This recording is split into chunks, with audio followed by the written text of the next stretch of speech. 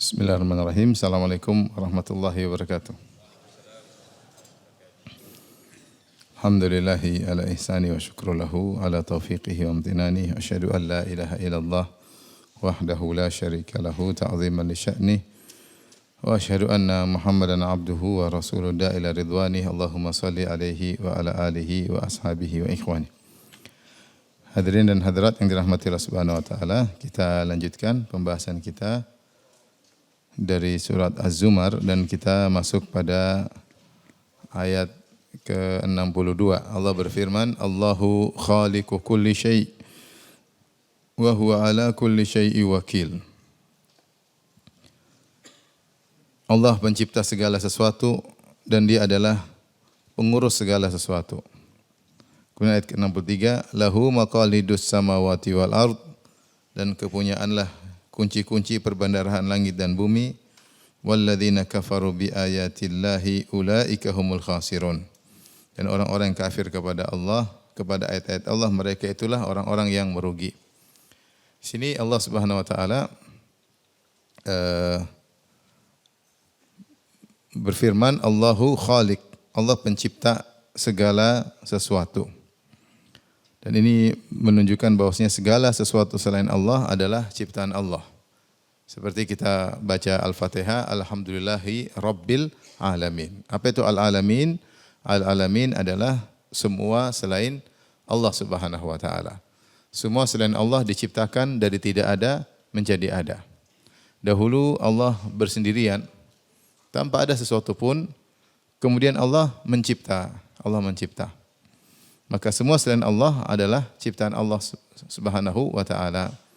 Dan ini membantah pendapat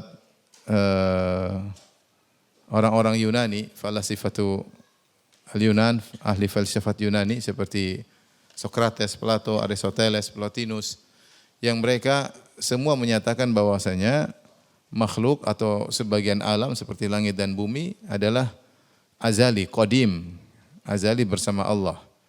Jadi Allah tidak bersendirian, tapi makhluk mereka tidak namakan dengan makhluk, mereka namakan dengan akibat. Sedangkan Allah mereka namakan dengan al-illatul ula, yaitu kausa prima, sebab pertama. Jadi mereka tidak menamakan Tuhan dengan pencipta, tapi mereka menamakan Allah adalah sebab, alam semesta adalah akibat atau ma'lul. Dan kata mereka sebab dan akibat datang bersamaan. Sehingga mereka berpendapat bahwasanya alam ini azali sebagaimana Allah juga azali. Ya. Dan pendapat dari orang-orang Yunani ini kemudian diadopsi, diikuti oleh ahli filsafat yang bernisbah kepada Islam seperti Al-Farabi dan Ibnu Sina. Al-Farabi dan Ibnu Sina mereka juga berpendapat bahwasanya alam ini azali. Azali bersama Allah Subhanahu wa taala. Oleh karena ini saya sampaikan bahwasanya di antara sebab Ibnu Sina dikafirkan oleh Al-Ghazali, di antaranya ahli filsafat seperti Al-Farabi, Ibnu Sina yang terpengaruh dengan filsuf Yunani, mereka semua berpendapat bahwasanya alam itu azali, bukan dari tidak ada menjadi ada, tapi sudah ada bersama dengan keberadaan Allah Subhanahu wa taala. Ini salah sebab kenapa Ibnu Sina dikafirkan. Ya, sebab kedua dia mengatakan bahwasanya yang dibangkitkan hanyalah ruh bukan jasad. Sebab ketiga dia dikafirkan karena dia mengatakan Allah hanya punya ilmu secara global bukan secara detail. Ini salah satunya adalah ini ya. Dia mengatakan alam itu qadim.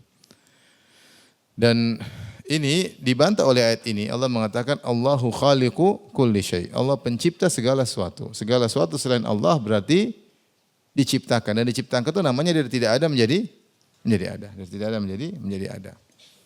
Kalau alam azali, dan ini juga pendapat ateis, orang ateis mengatakan alam ada dengan sendirinya tanpa ada yang mengadakan, berarti alam itu azali. Kalau suatu yang azali ada tanpa ada sebab yang lain, berarti keberadaannya harus eksistensi keberadaannya harus kontinu, tidak boleh berubah. Karena dia ada tanpa membutuhkan sebab yang lain. Faham? Dan itu satu-satunya hanyalah Allah. Allah itu keberadaannya azali. Dia tidak membutuhkan suatu yang lain untuk menopang keberadaannya. Dia berada dengan sendirinya. Kalau begitu dia azali, konsekuensinya dia harus abadi. Karena keberadaannya tidak membutuhkan zat lain. Ngerti atau tidak? Ngerti atau tidak? Kalau kita keberadaan kita membutuhkan banyak faktor. Butuh faktor ayah kita, ibu kita, butuh faktor gizi. Banyak faktor membuat kita bisa hidup. Nah faktor-faktor ini kalau tidak ada kita bisa tidak ada. Karena keberadaan kita butuh faktor-faktor penopang keberadaan kita. Dan semua makhluk seperti itu. Butuh faktor membuat dia penopang. Menjadi dari tidak ada menjadi ada dan eksistensi keberadaannya. Tapi kalau ada sesuatu yang ada dengan sendirinya, tanpa membutuhkan faktor yang lain, maka dia jelas akan abadi karena dia tidak butuh faktor yang lain untuk menjaga eksistensi keberadaannya. Faham atau tidak? Faham. Nah, sementara kita lihat kenyataannya alam semesta ini tidak demikian. Kita melihat ada gunung yang meledak, ada hewan yang mati, ada pohon yang rusak, ada manusia yang mati, dan alam ini menunjukkan seandainya alam ini adalah azali, harusnya maka alam itu juga abadi, faham? Kalau alam itu azali, maka harusnya dia juga apa? Abadi. Dia harusnya abadi karena eksistensi keberadaannya tidak membutuhkan faktor lain. Dan kalau kita melihat banyak isi alam ini ternyata tidak abadi, berubah, hancur, berpindah ke bentuk yang lain, kemudian berbagai macam ya. Bencana alam, kehancuran dan macam ini menunjukkan bahwasanya alam ini tidak abadi. Kalau dia tidak abadi berarti dia tidak azali. Kalau dia tidak azali berarti dia tidak ada menjadi ada. Nah, yang membuat dia dari tidak ada menjadi ada adalah Allah Subhanahu wa taala. Maka ketika kita mengatakan Allahu khaliqu kulli syai', sebenarnya ini bantahan kepada orang-orang para filsuf Yunani, yaitu seperti Socrates, Plato, Aristoteles dan Plotinus, dan juga filsuf Muslim yang mengikuti madhab mereka seperti Farabi dan Ibnu Sina. Saya sudah bahas dalam buku saya Syarah Al-Aqidah Wasithiyah, saya nukil perkataan mereka bagaimana Ibnu Sina, Al-Farabi pemahaman mereka sama seperti para filsuf Yunani. Kemudian ini juga bantahan kepada orang ateis yang mengatakan bahwasanya alam ini ada dengan apa? Sendirinya. Kalau alam ada dengan sendirinya seharusnya dia tidak akan mengalami perubahan dan dia tidak akan mengalami kehancuran. Tetapi ternyata kita lihat isi alam sirna ya. Kullu man 'alaiha fan. Semua yang ada di atas muka bumi akan sirna. Baik.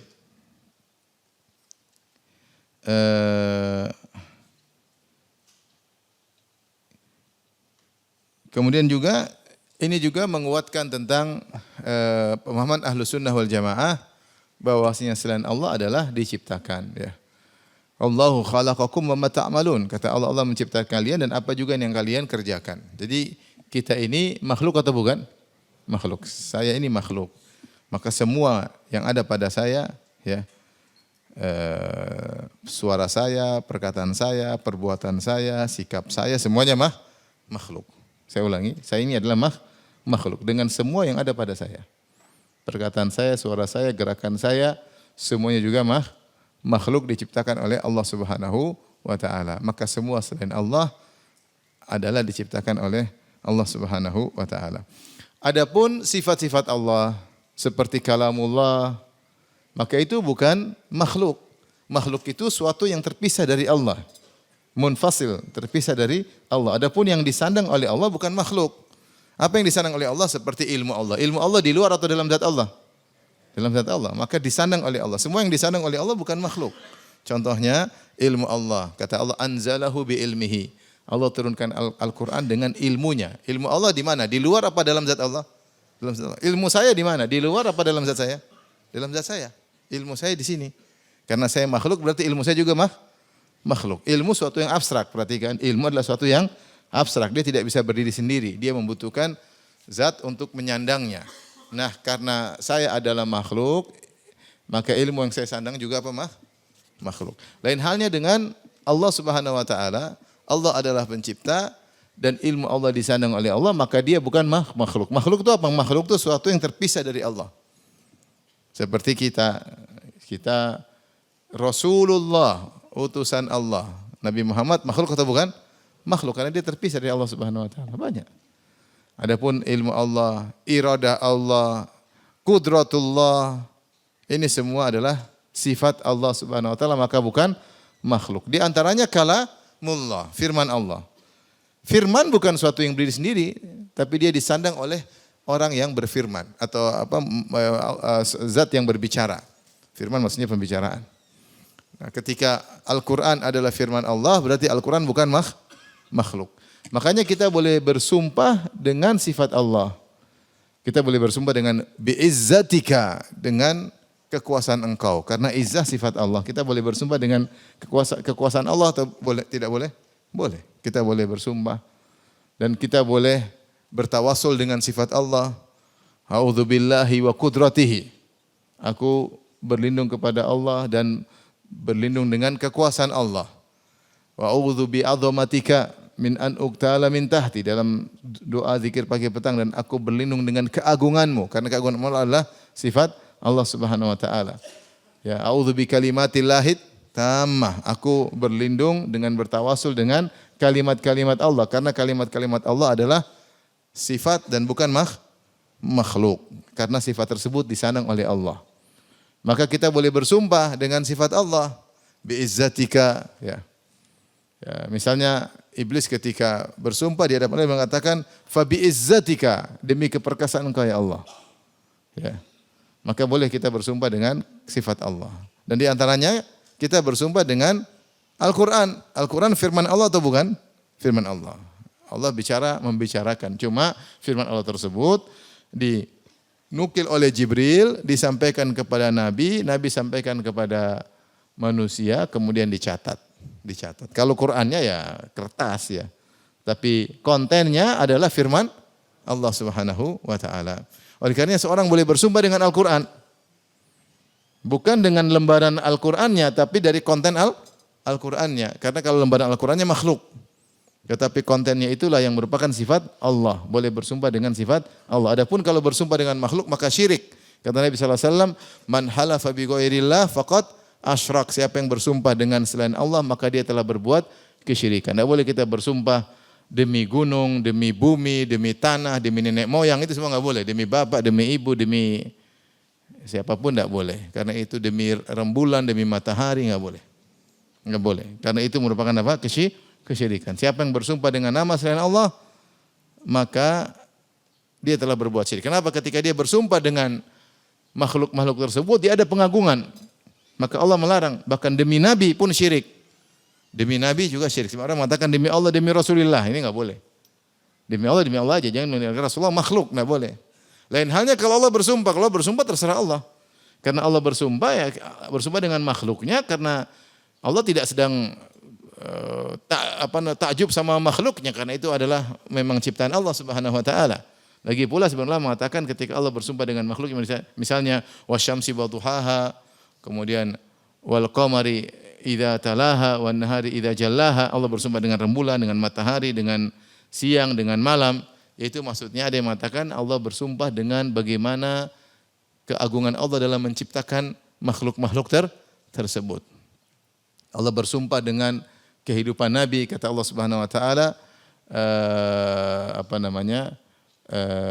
la amruka, yaitu wahayatika, demi kehidupanmu wahai Rasulullah. Yaitu Allah ingin menjelaskan kemuliaan, tapi beda ketika makhluk bersumpah dengan makhluk, maka di situ ada pengagungan ya, sehingga dilarang. Adapun Allah terserah Allah bersumpah dengan apapun.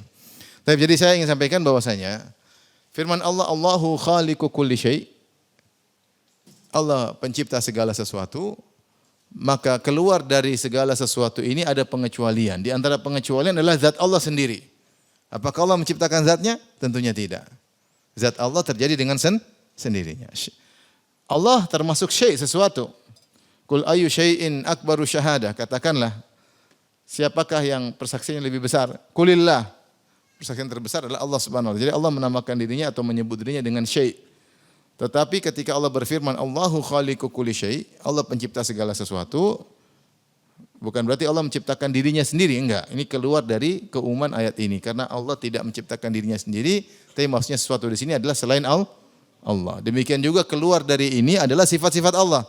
Karena sifat-sifat Allah meskipun merupakan sesuatu, tapi dia tersandang dalam zat Allah dan dia bukan makhluk. Makhluk itu sesuatu di luar Allah, itu namanya makhluk. Kenapa saya bahas ini? Karena orang-orang Mu'tazilah ingin menyatakan Al-Quran adalah makhluk. Mereka bilang Al-Quran adalah firman Allah dan firman Allah adalah makhluk. Itu Allah ciptakan suara di udara, didengar oleh Musa, kata mereka. Allah ciptakan suara didengar oleh Jibril di Hawa. Jadi suara tersebut bukan firman Allah, bukan Allah yang bicara, tapi Allah ciptakan. Inilah ada kekufuran, inilah penyimpangan. Oleh karenanya ketika di zaman Khalifah Al-Ma'mun, Al-Imam Ahmad dipaksa untuk menyatakan Al-Quran adalah makhluk, maka dia menolak sehingga dia disiksa. Disiksa, dicambuk, tapi dia tidak mau, dia mengatakan Al-Quran firman Allah, dan firman Allah sifat Allah, dan sifat Allah bukan makhluk. Mumet ya? Pagi-pagi udah mau. Sudah sarapan belum?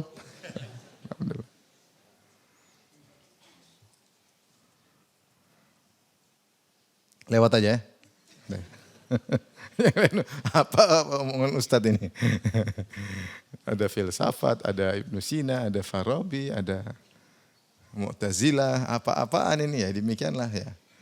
Karena mereka juga berdalil dengan ayat, tapi pendalilannya ngawur ya. Baik, kita lanjutkan. Allahu khaliqu kulli syai. Sehingga semua selain Allah adalah ciptaan Allah. Allah dulu sendirian, kemudian dia menciptakan apa? Makhluk. Subhanallah. Kita semua ini ciptaan Allah Subhanahu wa taala. Ya. Kita, perbuatan kita semua ciptaan Allah Subhanahu wa taala. Ini adalah statement pertama. Ada 3 statement di sini sebelum Allah mencela orang musyrikin yang menyembah selain Allah. Statement pertama, Allah mengatakan Allahu khaliqu kulli syai. Segala sesuatu adalah ciptaan Allah. Semua selain Allah adalah makhluk, butuh dengan Allah Subhanahu wa taala. Ya. Statement kedua kata Allah Subhanahu wa taala, wa huwa ala kulli syai'in wakil. Wa huwa ala kulli syai'in wakil. Yaitu dialah yang memelihara dan mengatur segala sesuatu. Ya. Dialah pengurus segala sesuatu, penjaga segala sesuatu, yang mengatur segala sesuatu, ya.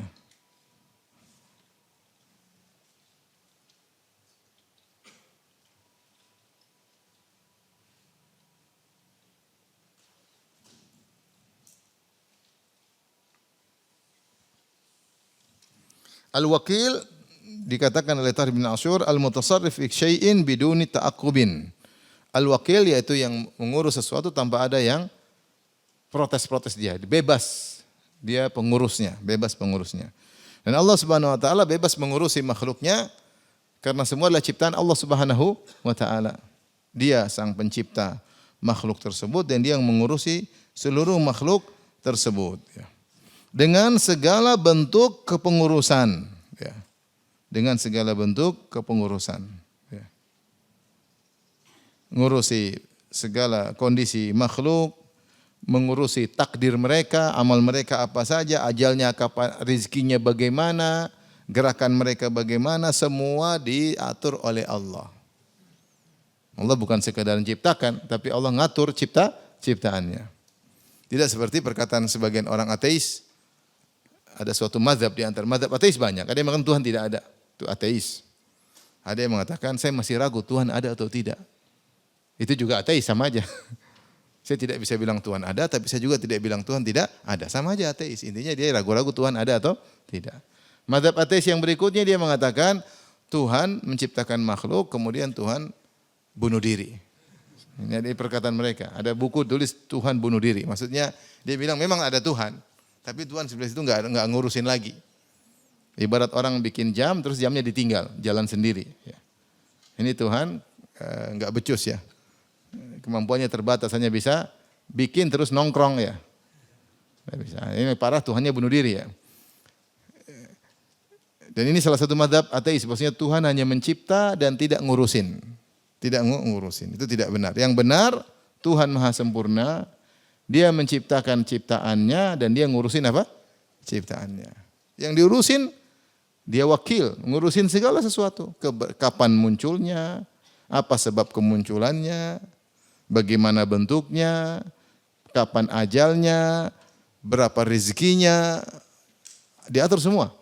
Makanya kata Allah, "Wa ma min dabbatin illa 'ala Allahi rizquha wa ya'lamu mustaqarraha wa mustaudaha." Tidak ada satu hewan binatang melata di langit di darat maupun di laut, di darat semuanya illa 'ala Allahi rizquha, kecuali Allah yang menanggung rizkinya. Wa ya'lamu mustaqarraha wa mustaudaha. Ada yang mengartikan mustaqar, mustauda, maksudnya Allah mengetahui kapan hidupnya dan kapan matinya. Maka rezekinya sudah diatur dari sampai mati dari hidup sampai mati. Ini kucing biasanya umurnya berapa tahun kucing?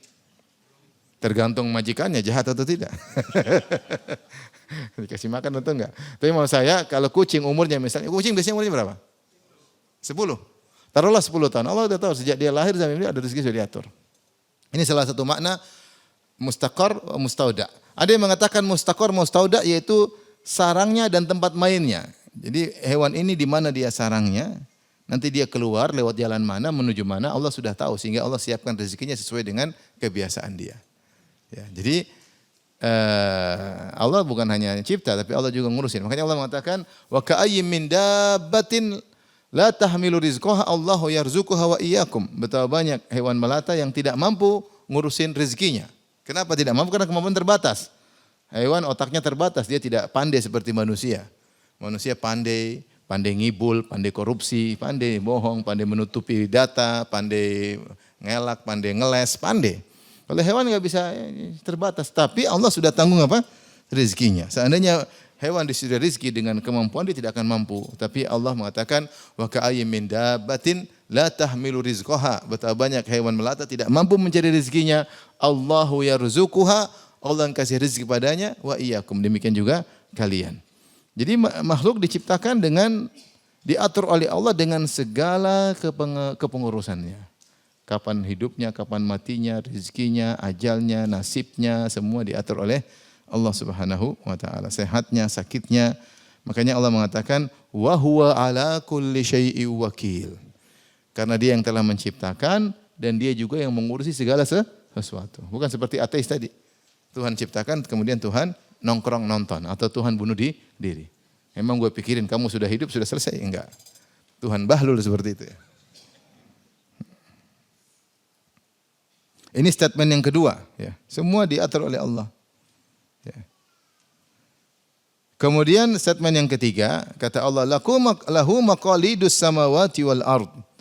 Kepunyaan Allah lah segala kunci-kunci perbendaharaan langit dan bumi ya. Maksudnya maqalid ya, ada yang mengatakan jama dari iklid ya. Itu maksudnya adalah kunci-kunci perbendaharaan ya. Semua perbendaharaan langit dan bumi Allah yang memegang kunci-kuncinya. Allah yang memegang pengaturannya.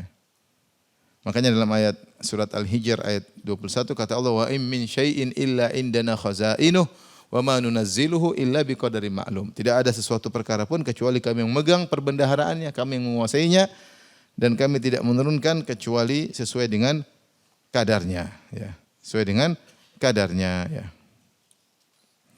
Maka ini untuk menunjukkan bahwasanya kalau segala perbendaharaan milik Allah maka terserah Allah mau kasih siapa, Allah mau tahan siapa.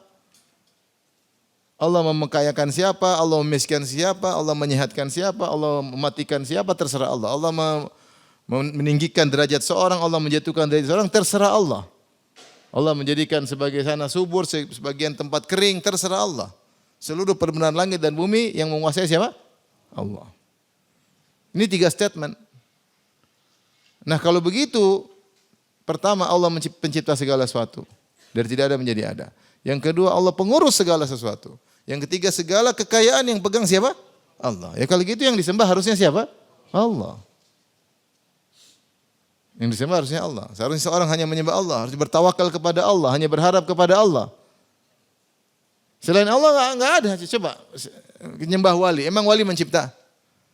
Suruh ciptakan lalat aja enggak bisa. Wali enggak bisa ciptakan lalat. Wali saleh apalagi cuma wali murid apalagi. Allah berfirman ya. Ya ayuhan nasu duriba mathalun fastami'u lah. Innal ladzina tad'una min dunillahi la yakhluqu dzubaban wa liwajtama'u lah. Wa yaslubuhumudz dzubabu syai'an la yastanqidhuhu min dha'ufat talib wal matlub. Wahai manusia, disampaikan kepada kalian suatu perumpamaan, maka simaklah. Sungguhnya yang kalian sembah selain Allah tidak bakalan bisa menciptakan lalat meskipun mereka bersatu padu. Seluruh sembahan-sembahan selain Allah kalau bersatu padu bikin lalat tidak bakalan bisa. Lalat hewan yang hina ya. Tidak mereka bisa bikin. Bahkan lalat hewan tersebut, hina tersebut kalau masuk ke tempat berhala-berhala kemudian mengambil dari sesajen, maka mereka tidak bisa tangkap lalat tersebut dan mereka tidak bisa keluarkan lalat tersebut. Kalau mereka taruh sesajen di lalat, misalnya sirup, kemudian lalat isap sirup tersebut. Mereka kalau mau tangkap lalat, ngeluarin lagi kan tidak bisa, susah. Dha'ifat talib wal matlub. Ya. Oleh karenanya, tidak ada yang bisa menciptakan makhluk. Ya. Bahkan ketika Rasulullah melarang orang-orang yang suka membuat patung atau menggambar, kata Nabi SAW, bahwasanya asyaddun nasi adzaban yaumal qiyamah al-musawwirun. Orang yang paling berat adabnya, di antara orang yang paling berat adabnya pada hari kiamat adalah tukang bikin patung atau tukang bikin gambar makhluk bernyawa. Maka Allah berkata, "Faman azlamu mimman dhahaba ka khalqi." Siapa yang lebih zalim daripada orang meniru-niru ciptaanku? Ya bikin patung manusia, bikin. Falyakhluqu dzarratan. Kalau dia mampu coba ciptakan semut. Bikin hidup. Au syairatan. Kalau dia mampu cobalah dia bikin gandum. Bikin gandum bisa enggak gandum? Bikin. Tanam tumbuh. Enggak bisa. Semut enggak bisa bikin, gandum enggak bisa bikin. Habbatan, biji. Yang biji taruh tanah kemudian tumbuh, keluar akarnya, tunasnya. Masa siapa yang bisa bikin? Enggak ada. Maka tidak ada yang berhak disembah kecuali Sang Pencipta. Ini satu. Bagaimana mereka bisa menyembah selain Allah? Bagaimana mereka bisa menyembah Isa? Bagaimana mereka bisa menyembah Lata? Bisa mereka menyembah Wat, Suwat, Yaguth, Ya'uq, Nasr, orang soleh. Bagaimana mereka bisa menyembah Uzair? Bagaimana mereka bisa menyembah patung yang mereka pahat sendiri? Ata'buduna ma tanhitun? Apa kalian menyembah yang kalian pahat sendiri? Ya, kata Nabi Ibrahim alaihissalam. Wallahu khalaqakum wa ma ta'malun. Sementara pencipta kalian adalah Allah dan pencipta patung juga Allah. Karena perbuatan kalian juga Allah. Ini semua makhluk. Gimana makhluk menyembah makhluk? Ya.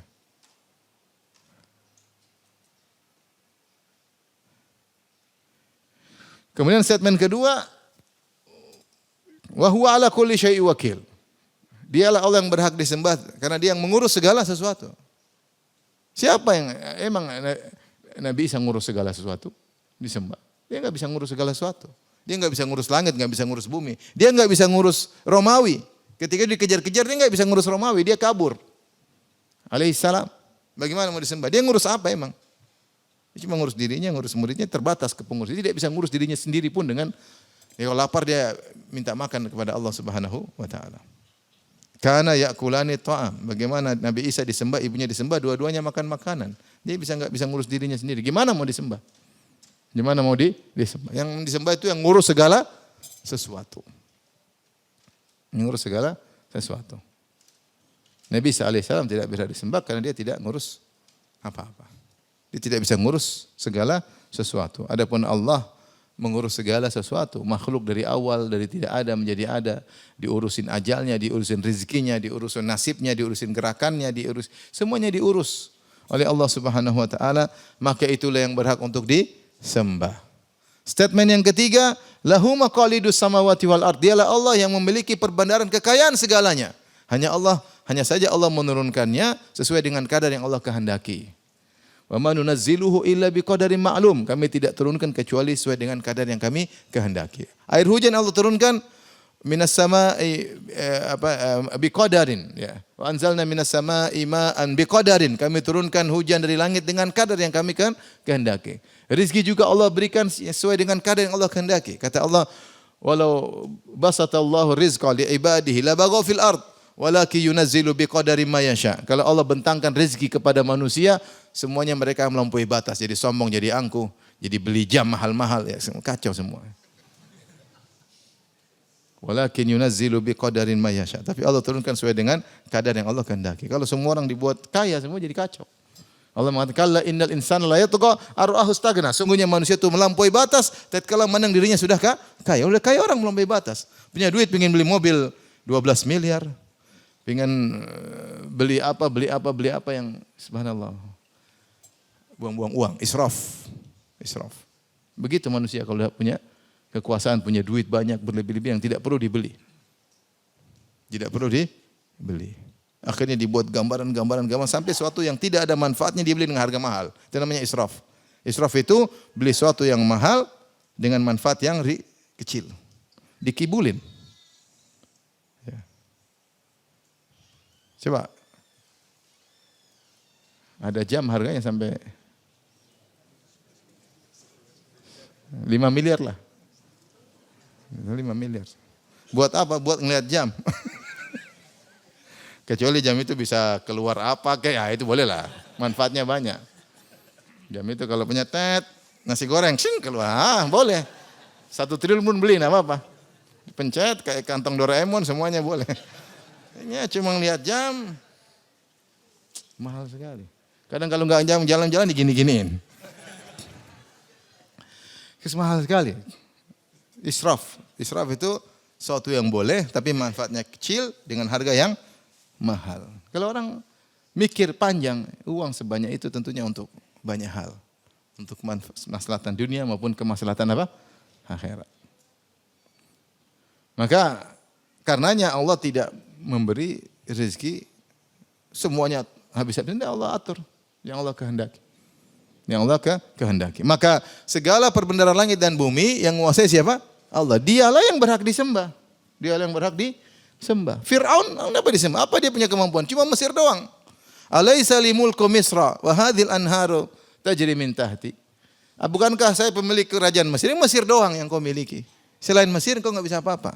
Buktinya Musa alaihissalam kabur ke Madian kau enggak bisa kejar. Ya. Kau enggak bisa kejar, ya.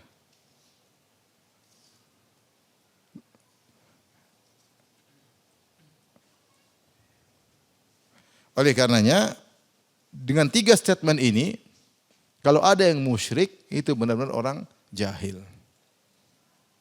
Makanya setelah itu Allah berfirman, "Walladzina kafaru biayatillahi ulaika humul khasirun." Dan orang-orang yang kufur kepada ayat-ayat Allah, itulah yang benar-benar merugi. Itulah yang benar-benar merugi.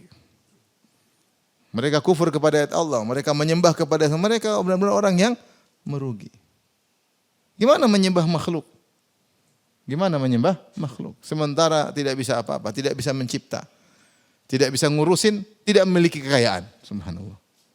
Pokoknya ini luar biasa. Ayat-ayat ini kelihatannya sederhana, tapi ternyata statement-statement agar kita berpikir bahwasanya selain Allah tidak berhak untuk disembah. Tidak berhak untuk disembah. Sebagian orang subhanallah sampai rukuk di hadapan gurunya. Rukuk. Dengan pengagungan yang luar biasa, yang mungkin tidak dia hadirkan ketika dia rukuk ketika sholat. Seorang mungkin sujud kepada gurunya, sujud. Yang di situ dia benar-benar mengagungkan sang guru, orang sebagian sufiyah, lebih daripada ketika dia sholat di hadapan Allah.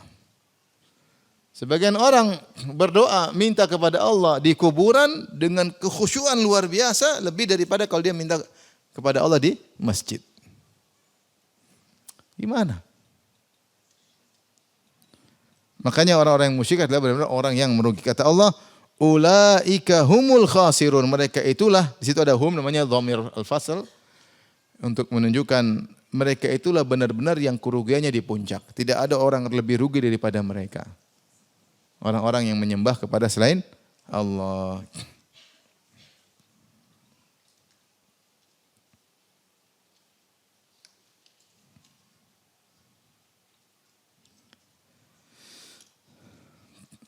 Setelah itu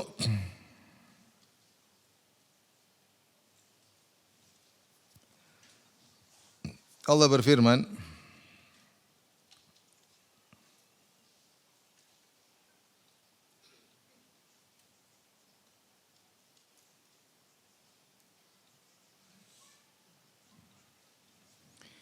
Qul afa ghairallahi ta'muruni a'budu ayyuhal jahilun. Katakanlah wahai Muhammad kepada mereka orang-orang Quraisy. Afa ghairallahi ta'muruni? Apakah kalian menyuruh aku beribadah kepada selain Allah? A'budu ayyuhal jahilun, wahai orang-orang yang jahil, ya. Kata Ibnu Katsir, wa dzakaru fi sababi nuzuliha ma rawahu Ibnu Abi Hatim wa ghairuhu. Para ulama, para ahli tafsir menyebutkan sebab turun ayat ini. Itu orang-orang musyrikin berkata, wahai Muhammad sembahlah selain Allah. Kita bareng-bareng. Ya. Marwah ibnu Abi Hatim wa ghairu, apa yang diriwayatkan oleh Ibnu Abi Hatim dan lainnya, an Ibni Abbas dari Ibnu Abbas radhiyallahu anhuma, annahu qala, Ibnu Abbas berkata, innal musyrikina bi jahlihim da'au Rasulullah sallallahu alaihi wasallam ila ibadati alihatihim wa ya'budu ma'ahu ilahahu. Ya, mereka bilang, ya Rasulullah, sembahlah ya Tuhan-Tuhan kami ya. Dan kami juga menyembah Allah. Fanazalat ya. Maka turunlah firman Allah ini. Jadi mereka ngajak Nabi, cobalah sembah-sembah Tuhan kami dulu ya. Sembah Tuhan-Tuhan kami. Qul afa ghairallahi ta'muruni? Apa kalian menyuruh aku untuk menyembah selain Allah? A'budu ayyuhal jahilun. Wahai orang jahil ya. Sebelumnya tadi sudah kita sebutkan Allah mensifati orang-orang yang musyrik dengan berkata walladzina kafaru bi ayatillahi ulaika humul khasirun. Mereka adalah orang merugi. Kata Tahir bin Asyur rahimahullahu taala bahwasanya orang musyrikin disifati oleh Allah dengan orang merugi seperti disamakan seperti orang yang berdagang kemudian ingin memperbanyak keuntungan sehingga masuk dalam ranah-ranah dagang atau cara-cara dagang tapi cara yang salah akhirnya rugi. Dia udah kaya tapi kemudian dia ingin coba dagang sini dagang tapi salah. Akhirnya rugi. Nah, orang musyrikin ketika mereka beribadah kepada selain Allah tujuannya apa? Agar lebih dekat dengan Allah. Kata mereka, "Ma na'buduhum illa liyuqarribuna ila Allahi zulfa." Kami tidak menyembah sembahan-sembahan ini kecuali agar mendekatkan kami kepada Allah. Dalam ayat yang lain mereka berkata, "Haula'i syufa'auna indallah." Mereka yang kami sembah-sembah ini adalah pemberi syafaat bagi kami di sisi Allah, agar mendekatkan kami kepada Allah. Jadi tujuan mereka berbuat syirik agar lebih dekat kepada Allah, agar semakin dekat. Tetapi ternyata mereka malah semakin jauh karena mereka syirik. Maka diibaratkan oleh Allah seperti pedagang yang sudah punya keuntungan, kemudian dia ingin masuk dalam perdagangan yang lain, tapi dia salah masuk. Dia masuk areal terlarang, akhirnya dia semakin rugi. Itulah kerugiannya orang musyrikin. Mereka Qul hal nunabbi'ukum bil akhsarina a'mala alladzina dhalla sa'yuhum fil hayatid dunya wa hum yahsabuna annahum yuhsinuna sun'a. Maka kami kabarkan kepada kalian tentang orang-orang yang paling merugi amalannya. Siapa mereka yang paling rugi? Alladzina dhalla sa'yuhum fil hayatid dunya. Mereka sesat di dunia, wa hum yahsabuna annahum yuhsinuna sun'a. Sementara mereka sesat, mereka menyangka mereka yang telah berbuat yang terbaik. Orang musyrik demikian. Seperti orang Nasara, mereka bilang kita enggak bisa sampai kepada Allah kecuali lewat siapa? Isa. Kalau enggak lewat Isa enggak bisa. Harus lewat Isa. Jadi tujuan mereka menyembah Nabi Isa supaya bisa sampai kepada Bapa. Tujuan mereka. Tidak ada keselamatan kecuali lewat Nabi Isa. Tujuan mereka baik, ingin kedekatan, ingin keselamatan, tapi justru merugi. Gimana mereka menyembah kepada makhluk? Ya. Orang musyrikin dahulu menyembah Lata, Uzza. Lata orang soleh. Kenapa? Agar lebih dekat kepada Allah dengan sembah orang-orang soleh tersebut. Maka mereka berkata, "Ma na'buduhum illa liqarribuna ila Allahi zulfa." Kami tidak menyembah mereka kecuali agar lebih dekat kepada Allah dengan sedekat-dekatnya. Haula'i syufa'auna indallah. Mereka itu memberi syafaat bagi kami di sisi Allah. Maka Allah sifati mereka dengan rugi karena melewati cara yang salah. Dan mereka bukan cuma rugi, mereka saking bodohnya mereka ngajak Nabi untuk mencoba menyembah selain Allah. Cobalah sembah Lata, Uzza, coba dulu. Seperti sekarang, coba dulu nyembah Nabi Isa, coba dulu. Coba. Dan itu dilakukan. Sebagian orang sakit didatangi. Coba. Minta sama siapa? Nabi Isa. Nanti sembuh. Benar atau tidak? Maksudnya benar ada tawaran gitu enggak? Benar ya, tawaran itu ada. Datang, tawarin, ayo, coba. Kul afa ghairallahi ta'muruni a'budu ayyuhal jahilun. Apakah kalian ya menyuruh aku untuk menyembah selain Allah wahai orang-orang jahil. Di sini Allah mensifati mereka dengan ayyuhal jahilun, wahai orang-orang jahil. Jahil dalam hal apa? Tidak disebutkan. Dan dalam kaidah tafsir jika maf'ul tidak disebutkan maka memberikan faedah keumuman, yaitu jahil dalam segala hal. Contoh seperti firman Allah Subhanahu wa taala, "Innal abrara lafi na'im 'alal ara'iki yanzurun, ta'rifu fi wujuhihim nadratan na'im." Kata Allah Subhanahu wa taala, sungguhnya orang-orang yang baik-baik itu, orang-orang soleh, ya, lafi na'im.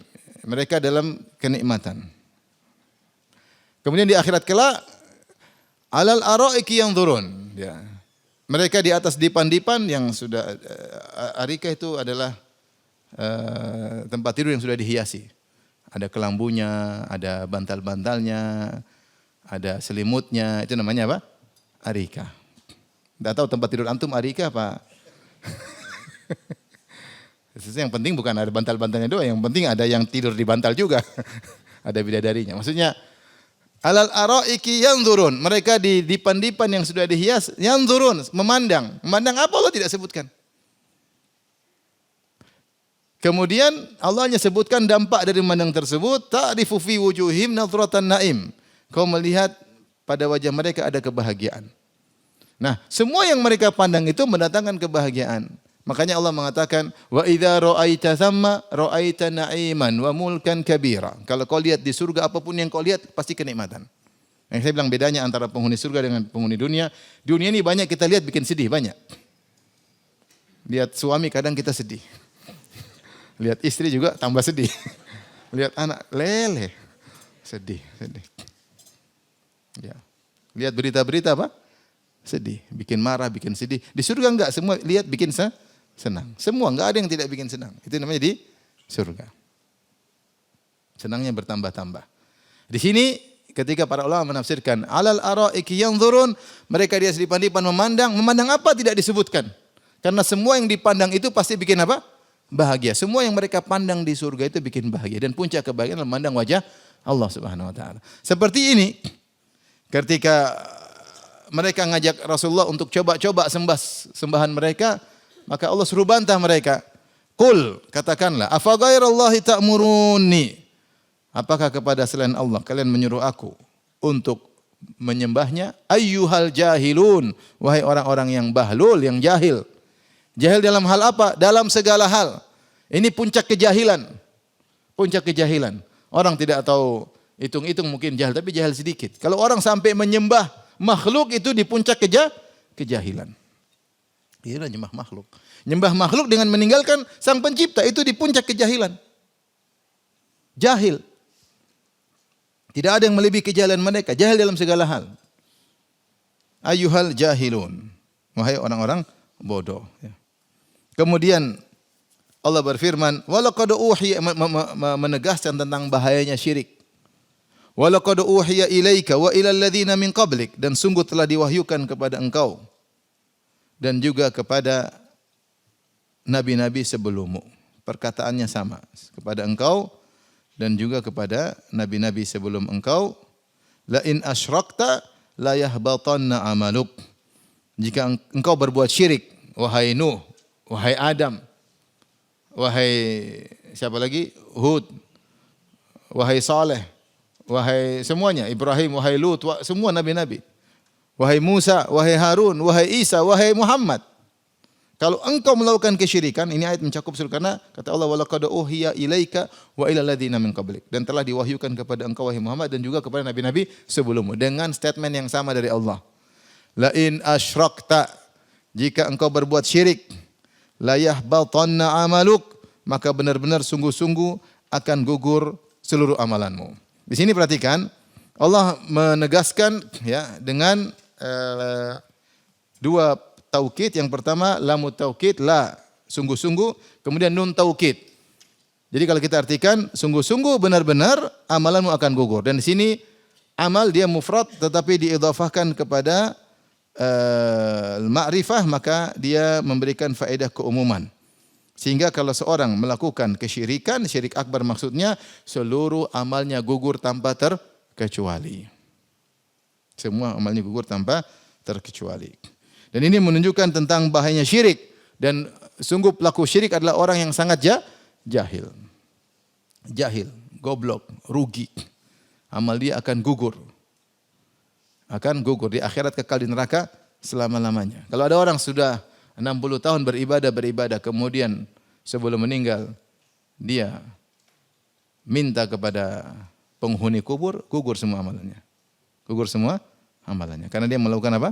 Kesyirikan. Dia sudah beribadah 70 tahun sebelum meninggal dia nyembelih untuk jin. Selesai, seluruh amalnya gugur. Ngeri. Dan ini menunjukkan dahsyatnya syirik. Karena dia tidak menggugurkan sebagian amal. Ada sebagian amal yang hanya menggugurkan sebagian amal. Tapi ini menggugurkan seluruh amal, ya. Dan di antara tentang bahayanya syirik sampai Allah menyampaikan ini kepada para nabi. Padahal para nabi secara kenyataan tidak bakalan syirik. Secara kenyataan tidak bakalan syirik. Apalagi Nabi Muhammad SAW kenyataan tidak bakalan syirik. Tetapi ada al-fardiyah, seandainya kalian orang-orang hebat para nabi melakukan syirik maka akan gugur amalan kalian. Allah tidak pandang bulu. Dalam ayat yang lain kata Allah, walau asyraku lahabita anhum ma kanu ya'malun. Kalau mereka berbuat syirik para nabi dan rasul maka akan gugur seluruh amalan mereka. Jadi ini menunjukkan dahsyatnya syirik. Khilaf di kalangan para ulama. Jika seorang terjerumus dalam syirik akbar, apakah otomatis amalnya gugur? Atau jika dia meninggal dalam kondisi syirik akbar? Dua pendapat. Mazhab Imam Malik rahimahullahu taala, kapan seorang melakukan syirik akbar amalnya gugur? Contoh, ada seorang Islam. Sudah Islam, umur 25 tahun, dia haji. Haji resmi, bukan haji percepatan. Kemudian dia haji. Setelah itu, umur 30, dia nyembelih untuk Nyi Roro Kidul misalnya. Syirik atau tidak? Syirik. Dia tahu tapi dia karena supaya selamat di laut, supaya apa dia nyembelih. Atau dia menyembelih di misalnya di suatu desa atau di suatu sawah untuk Dewi Sri misalnya. Nyembelih untuk Dewi apa? Sri. Ini berarti nyembelih kepada selain Allah. Syirik atau bukan? Syirik. Menurut mazhab Imam Malik, maka amalnya gugur semua. Setelah itu dia bertobat. Aduh, saya kemarin khilaf ya. Saya kemarin apa? Salah. Dia bertobat kepada Allah. Baik. Kalau dia bertobat kepada Allah, maka dosa syiriknya diampuni, tapi amalnya mulai lagi nol. Seperti kita kalau beli bensin, mulai dari nol Pak ya. Ya, oke, sip. Mulai dari nol. Ini pendapat Imam Malik. Paham? Pendapat Imam Syafi'i lebih ringan. Imam Syafi'i mengatakan dia hanya dihapuskan seluruh dosanya kalau meninggal dalam kondisi tidak bertobat. Ya. Dalilnya dalam Al-Quran kata, "May yartad minkum an dinihi fayamut wa huwa kafir, fa ulaika habitat a'malum fid dunya wal akhirah." Siapa yang murtad dari agamanya kemudian fayamut, dia meninggal dalam kondisi kafir. Jadi keumuman ayat seperti ini ayat umum. Imam Syafi'i menganggap ini ayat adalah mutlak. Maka dibawa kepada ayat yang muqayyad. Maksudnya kata Imam Syafi'i ayat lain menunjukkan maksudnya gugur amalannya jika meninggal dalam kondisi musyrik. Bagaimana menurut mazhab Syafi'i? Menurut Imam Syafi'i jika orang ini tadi sudah haji pada umur berapa?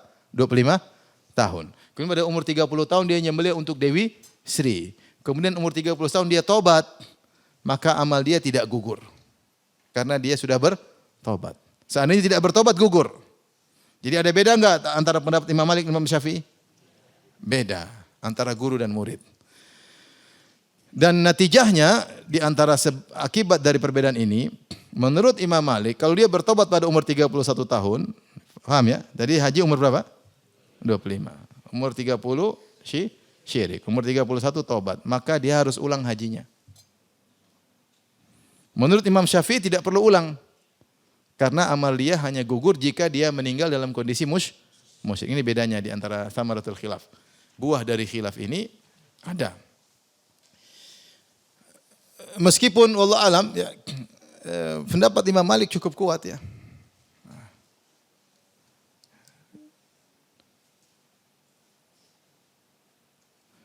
Oleh karenanya ini mengerikan ya.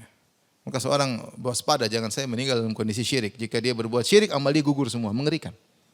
Ulangi lagi dari nol. Ngeri.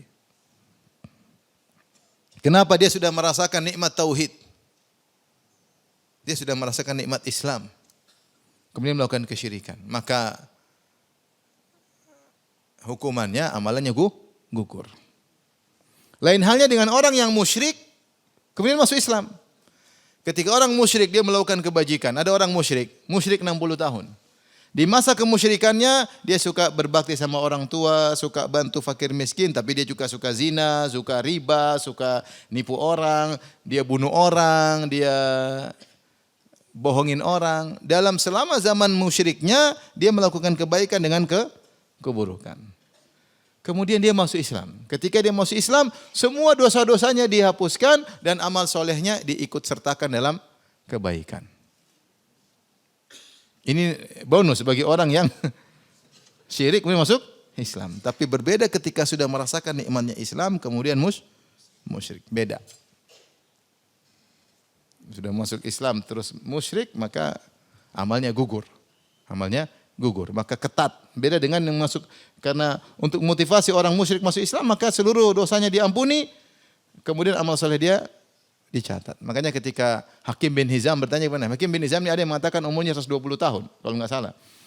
Dia selama musyrik setengah umurnya dan Islam setengah umurnya. Dan selama dia musyrik dia menyembelih entah berapa 100 ekor onta atau berapa untuk bagi-bagikan. Dia memerdekakan sekian budak banyak. Maka ketika masuk Islam dia tanya Rasulullah bagaimana yang saya lakukan selama ini? Dia masuk Islam kata Rasulullah aslamta ala ma aslafta min khairi ya Hakim. Kau masuk Islam dengan seluruh kebaikan yang kau bawa. Kemudian dia di masa Islam dia melakukan yang sama.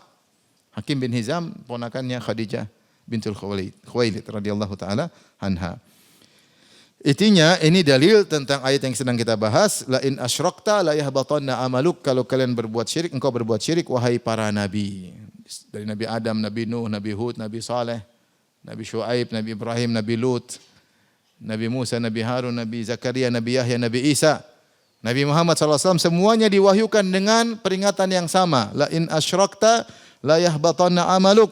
Kalau kau berbuat kesyirikan maka akan gugur seluruh amalanmu. Seluruh amalanmu. Ini mufrad mudhaf menunjukkan keumuman. Dan ini Allah sebutkan juga dalam ayat yang lain, dzalika hudallahi yahdi bihi may yasha'u min ibadihi walau asyraku lahabita anhum ma kanu ya'malun. Kalau para nabi berbuat kesyirikan maka akan gugur seluruh apa yang mereka kerjakan. Seluruh amal soleh akan gugur. Ya. Maka Allah berfirman setelah itu, bukan hanya gugur, wala takunanna minal khasirin, dan engkau benar-benar akan termasuk orang yang merugi. Karena bukan cuma merugi kemudian nol saja, tetapi minus, masuk neraka kekal selama-lamanya. Ya. Masuk neraka kekal selama-lamanya. Dan ini menunjukkan kerugian di puncak kerugian.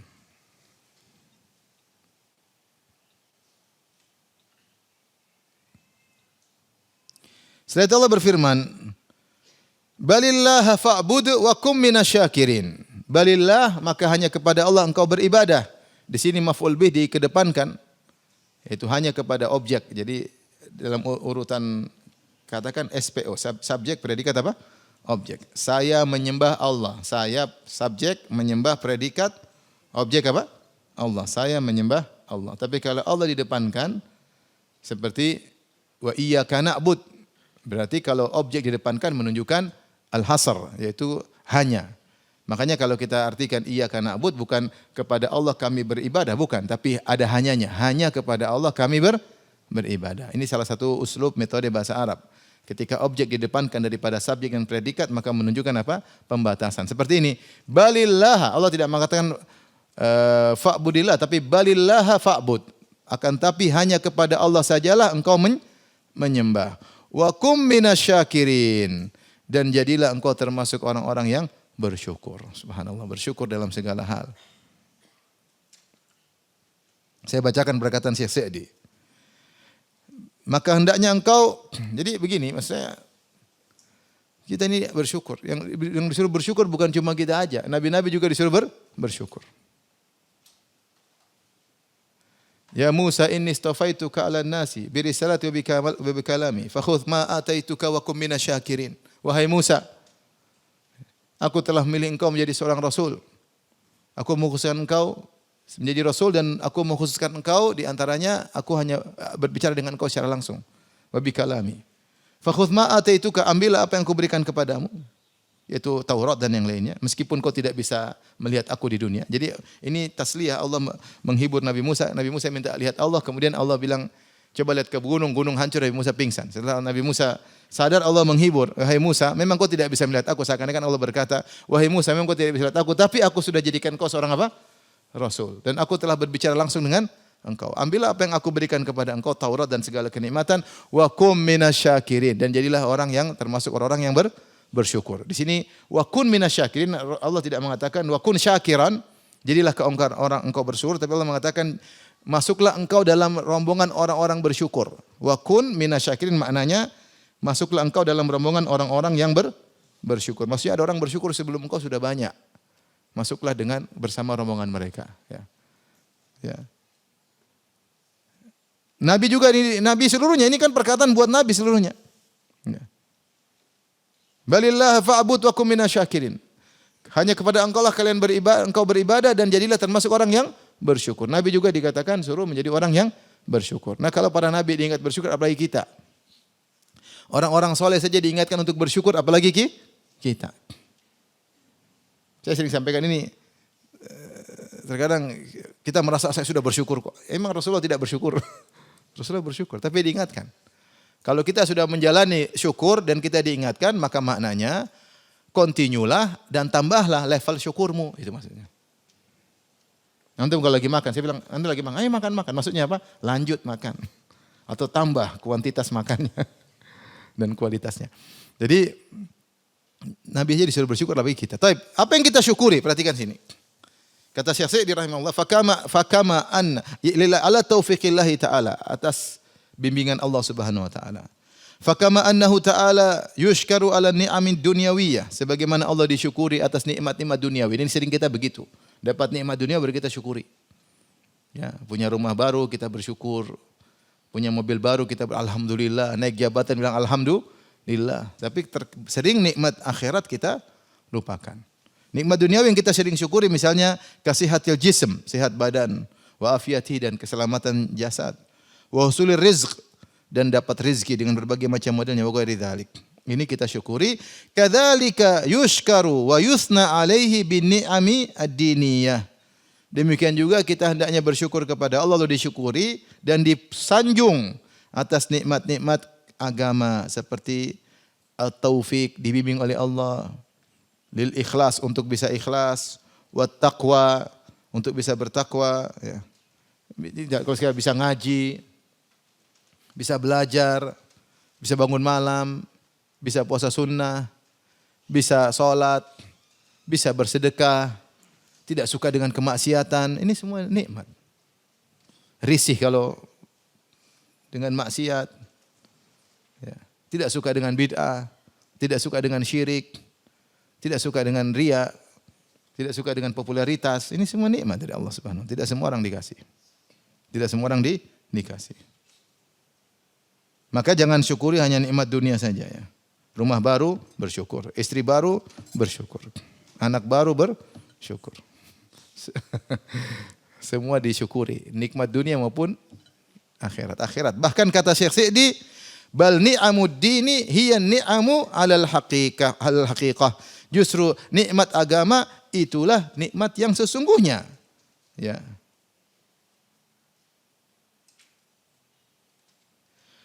Wa fi tadabburi annaha minallahi ta'ala. Jadi justru nikmat agama itu nikmat yang sesungguhnya. Kenapa? Karena nikmat inilah yang akan mengantarkan nikmat hakiki di akhirat, ya enggak? Kalau orang punya nikmat agama itu yang buat ini akan bahagia abadi di akhirat. Nikmat itu cuma sebentar. Mata'un qalil, kesenangan sebentar. Semua kenikmatan dunia ini mata akan berakhir. Ada expirednya semuanya. Mobil ada expirednya, rumah ada expirednya, ketampanan ada expirednya, kecantikan ada expirednya. Sebentar lagi sudah keriput. Semua ada expirednya. Istri juga ada expirednya. Suami juga ada expirednya. Semua, mata semua. Tetapi kenikmatan abadi di akhirat. Nah, kenikmatan abadi itu diraih dengan kenikmatan agama yang Allah berikan di dunia. Makanya nikmat agama itulah nikmat yang sesungguhnya. Karena itulah yang mengantarkan kepada kenikmatan yang sempurna abadi selama-lamanya di akhirat kelak. Namun kita manusia sering bersyukur atas nikmat dunia, lupa dengan nikmat agama.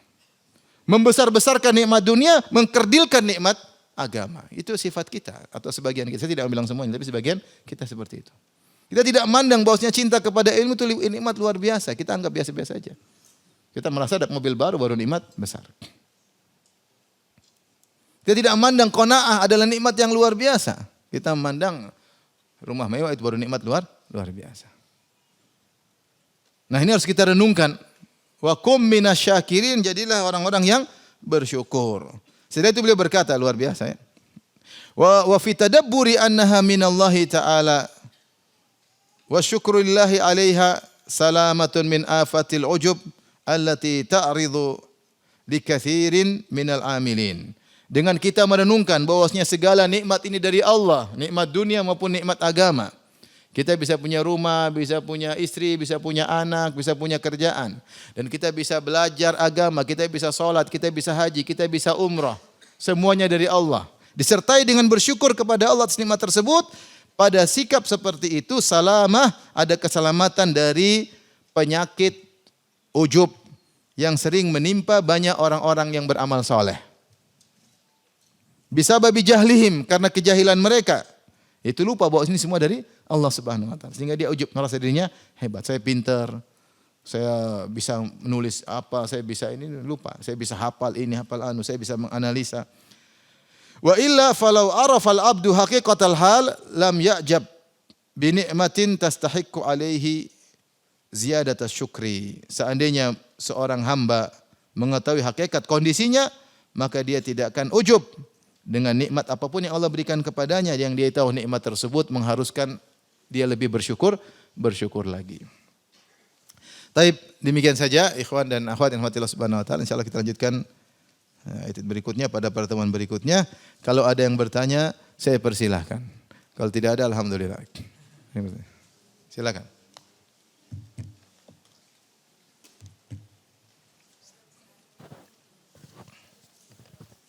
Assalamualaikum warahmatullahi wabarakatuh. Waalaikumsalam warahmatullahi wabarakatuh. Mengenai ini Ustaz, orang yang melakukan, dia yang tadi seperti Ustaz tadi sampaikan, orang yang soleh, kemudian dia melakukan kesyirikan. Ya. Tapi dia nggak tahu Ustaz bahwa itu sebenarnya dia melakukan kesyirikan. Apakah dia, karena dia dapat dari gurunya mengatakan bahwa itu boleh gitu. Apakah dia tetap batal Islamnya Ustaz? Itu namanya masalah uzur bil jahal. Apakah dapat uzur karena kejahilannya? Maka sebenarnya mengetahui hakikat dirinya yang pasti hanya Allah Subhanahu wa taala. Karena memang ada uzur bil jahal. Para ulama menyebutkan di antara contoh orang beruzur dengan kejahilan karena tidak tahu, dua, orang baru masuk Islam atau tinggal di negeri yang jauh yang tidak ada informasi sama sekali. Ini sepakat ulama mereka dapat uzur. Selain mereka maka dilihat kondisi yang sesungguhnya. Orang baru masuk Islam mungkin dia tidak tahu, dia baru lepas dari Nasrani tapi dia mungkin atau lepas dari misalnya agama paganisme tapi ternyata dia masih ada syirik-syirik kecil atau syirik-syirik lain, dia tidak tahu kalau itu masih apa? Syirik. Maka ini wajar karena dia baru masuk Islam. Tidak mungkin dia baru masuk Islam kemudian dia mengerti syirik secara totalitas. Kita aja udah ngaji lama masih belum mengerti secara totalitas. Dan itulah sebagian sahabat ketika mereka hendak perang maka mereka mengatakan, ya Rasulullah ij'al lana dzata anwatin kama lahum dzatu anwat. Ya Rasulullah, bikinkanlah kami pohon untuk kami gantung-gantung senjata kami supaya berkah. Ini minta kesyirikan. Tapi mereka hudatsaul ahdi bil kufr atau bil Islam. Mereka baru saja masuk Islam. Seperti ini uzur. Demikian juga orang yang tinggal daerah jauh, misalnya tinggal di pedalaman Eropa, dia tidak tahu Islam sama sekali. Yang dia tahu hanyalah Nasrani misalnya. Apakah dia pasti masuk neraka? Enggak, kita enggak tahu dan tidak akan diuji lagi. Tetapi kalau misalnya kita di tanah air, tergantung situasi kondisi. Kalau tinggal di tengah kota, dengar ada dakwah sunnah, ya harusnya dia jangan berpaling. Kalau dia berpaling sengaja tidak mau dengar, tidak memahami, apalagi dia dengar ini dari misalnya dakwah tersebut datang dari Arab Saudi misalnya, itu dia cuek sama sekali, ini bisa jadi nggak dapat uzur. Karena dia berpaling, namanya i'rad. Dia berpaling sama sekali. Tapi kalau memang dia ada uzur benar-benar dia tidak tahu sama sekali.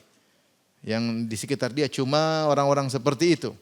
Dan dia tidak tahu berita sama sekali. Dia tidak sengaja untuk berpaling, tapi memang kondisi dia terpaling.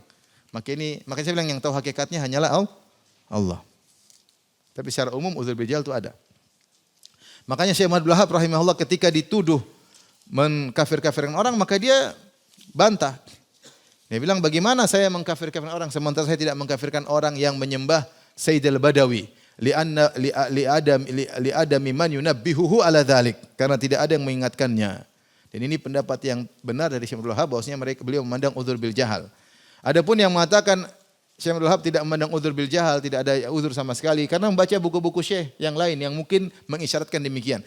Tapi yang menjadi pemutus adalah bagaimana ketika dia membantah syubhat. Dia sedang dituduh, kemudian dia bantah, saya tidak begitu. Itulah yang kita ambil keputusannya, bukan perkataan dia yang masih global. Jadi yang benar uzur bil jahal itu ada, tetapi apakah dia dapat uzur atau tidak yang tahu hanya siapa? Allah, kita tidak tahu.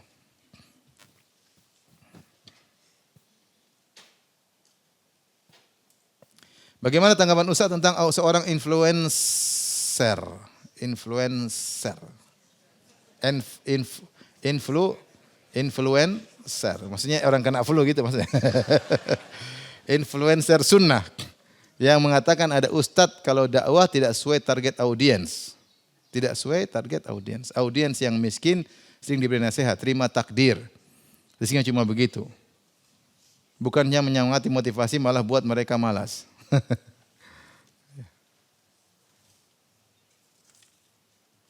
Ya sesuai dengan kondisi masing-masingnya. Kondisi masing-masing. Ada orang yang dia sudah berusaha, ternyata tidak berhasil, dia bilang sabar. Ada yang down, enggak kuat, bisa insya Allah. Berdoa, insya Allah bisa. Kan situasi dan kondisi. Ya. Ada yang bilang, Ustadz saya minta nasihat, tapi jangan bilang suruh sabar. Subhanallah. Ada yang begitu. Tolong nasihat, tapi jangan bilang sabar. Rasulullah aja dibilang sama Allah, fasbir. Ente siapa? Rasulullah disuruh bilang apa? Allah mengatakan, fasbir. Kama sabar ulul azmina rusul. Fasbir innal akibatal muttaqin. Allah suruh Nabi sabar. Terus kau enggak mau, memang kau sudah sabar.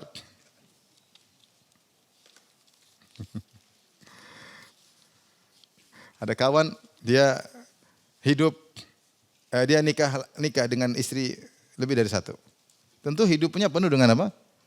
Suka duka, sabar. Dia lagi mancing ikan, ikannya enggak datang-datang. Ada yang bilang, fulan, sabar. Kata dia, enggak usah ngajarin saya sabar.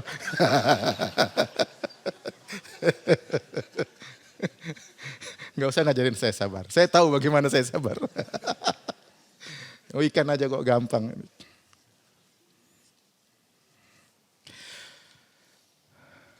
Ustadz, bagaimana menyampaikan hidup seorang qanaah? Ustadznya harus zuhud, tapi ustadznya naik mobil Alphard.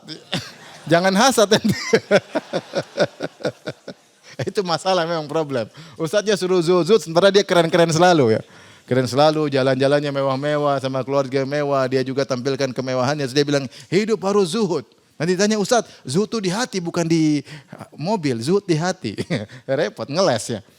Ya kita itu kekurangan ustadz ya, kekurangan ustadz. Kita ustadz tidak sempurna, punya kekurangan. Ya udah nanti bilang ustadz dapat uzur bil jahal. Ustadz uzur. Ya, dia kan tugas dia menyampaikan ilmu. Terkadang tidak semua bisa dia amalkan. Ya dia kasih uzur aja. Tapi kalau untuk nasihati bagus.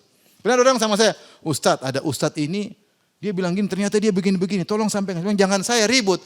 Antum aja bilang langsung ke ustadznya. Kalau saya nanti ribut. Ente bilang dengan hati yang tulus, insya Allah ustadznya akan terima karena ente muridnya. Dia nggak mau ngamuk, biarin aja.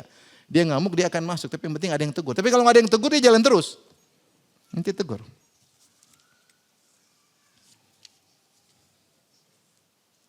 Karena ustadz juga manusia.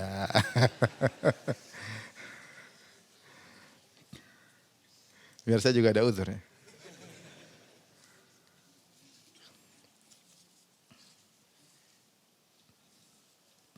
Khawatir itu menyinggung saya ya. Tapi apa, saya mau bongkar kartu aja. Saya pernah naik Alphard karena Alphard saya dikasih. Saya bukan beli ya. Harusnya saya bilang jangan kasih Alphard, Innova aja. Cuma sayang. Jadi saya terima waktu dikasih Alphard gratis. Ya udahlah. Ada yang pernah kasih saya apa?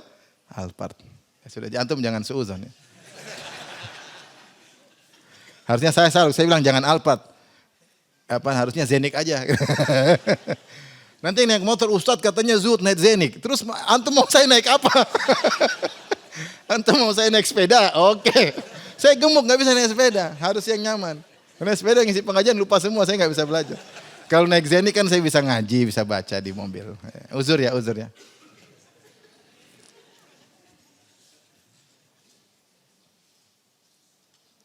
Ustaz, kalau kita sedang sakit kita berdoa, ya Allah Asy-Syafi Al-Qawi Al-Hayyu Al-Qayyum, berilah hamba kesembuhan seperti ini. Apakah ini?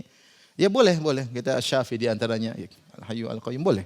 Menyebut, memuji nama-nama Allah, kemudian kita mengkhususkan misalnya nama Allah Asy-Syafi atau dengan sifat Mudhibal Ba'si yang menghilangkan penyakit boleh. Kita boleh menyeru Allah dengan nama atau dengan perbuatannya. Mudhibal Ba'si itu adalah perbuatan Allah.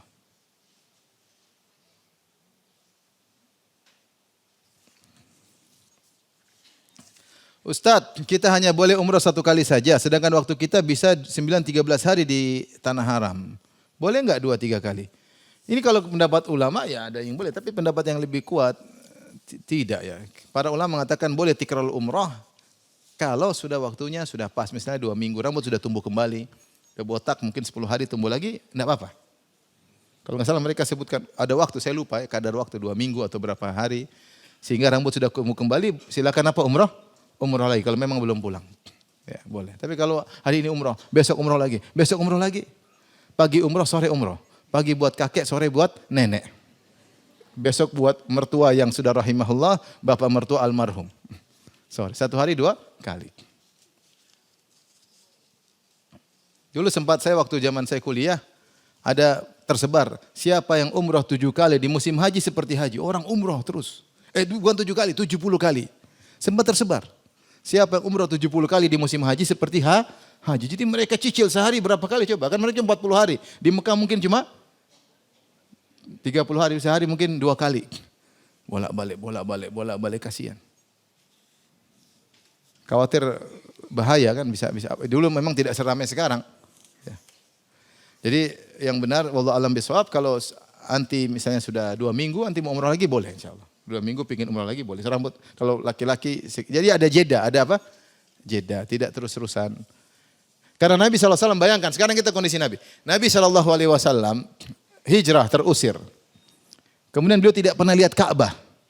Sampai pada tahun 6 Hijriah beliau umrah Hudaybiyah pengen umrah. Sudah pakai kain ihram. Sudah jalan dari Madinah menuju Mekah. Bawa hewan-hewan. Semangat untuk apa? Umrah. Sudah tinggal di Hudaybiyah. Tinggal 25 kilo lagi sudah lihat Ka'bah. Dilarang. Akhirnya Nabi tidak jadi apa? Umrah. Terjadi perjanjian. Kau boleh umrah tahun depan. Tapi hanya boleh 3 hari. Akhirnya Rasulullah pulang umrah gagal pulang. Tahun depan datang lagi dengan sahabat yang sama. Sampai di Mekah, masuk Mekah cuma 3 hari. Setelah baru 7 tahun baru lihat apa? Ka'bah. Nanti kalau dia keluar 3 hari belum tentu bisa balik lagi. Belum tentu enggak? Karena Rasulullah belum menang. Rasulullah datang lagi tahun depan 3 hari. Ini kesempatan nih. Harusnya sehari 7 kali. Apalagi umrah zaman dulu enggak ada macet. Tinggal datang muter umrah mungkin cuma setengah jam selesai. Tawaf 5 menit. Sa'i enggak ada orang. Apalagi naik onta selesai. Tapi Nabi ternyata cuma sekali. Sahabat juga cuma sekali. Di tengah kerinduan yang luar biasa. Setelah 7 tahun tidak umrah, tidak pernah lihat Ka'bah. Mereka juga umrah cuma sekali. Ya, petunjuk Nabi lebih baik. Kalau secara kaidah mungkin keumuman hadis ada al-umratu ilal umrati kaffaratul lima bainahuma. Umrah satu, umrah yang berikutnya menghapuskan dosa-dosa dia. Ini menunjukkan umum. Ya, umum. Tapi praktek Nabi dan para sahabat tidak demikian. Saya lebih senang dengan praktek Nabi. Wallahu a'lam bishawab. Kalau ada yang mengulang saya tidak larang karena itu pendapat sebagian ulama.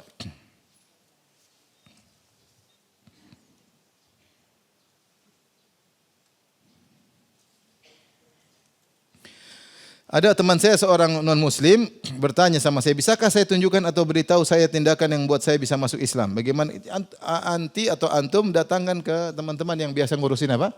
Dakwah non muslim, masuk Islamic apa? Center. Islamic Center, coba tanya. Lebih baik karena mereka udah pengalaman menghadapi apa? Orang-orang yang ingin masuk Islam.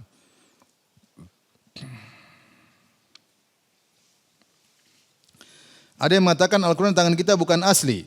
Yang asli itu di Lauhil Mahfuz. Maksudnya dicatat. Ada Al-Quran, Allah ucapkan, Allah sampaikan, Jibril dengar, sampaikan kepada Muhammad. Dan apa yang Allah sampaikan itu dicatat juga di Lauhil Mahfuz. Ya sama, itu yang dicatat di Mahfuz, yang ini juga sama aja. Ya, sama aja ya. Apa yang kau tanya ini juga sudah dicatat Lauhul Mahfuz, catatannya sama. Tapi demikian saja, wabillahi taufiq hidayah. Assalamualaikum warahmatullahi wabarakatuh.